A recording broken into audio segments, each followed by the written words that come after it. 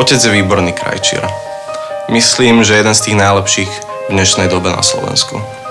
Trpezlivosť a precíznosť.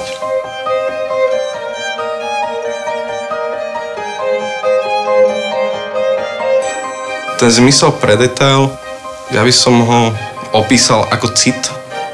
Cit pri tej tvorbe.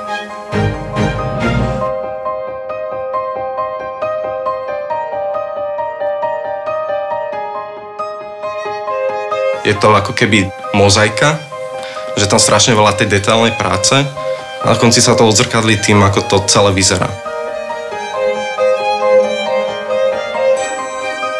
Keď spojíme umenie, remeslo, ten cít pre ten detail, tú trpezlivosť, tak potom z toho zíde naozaj vynikajúco padnúci oblek.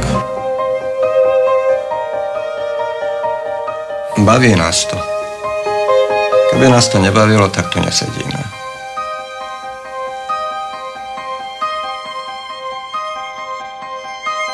Škoda. Simply clever.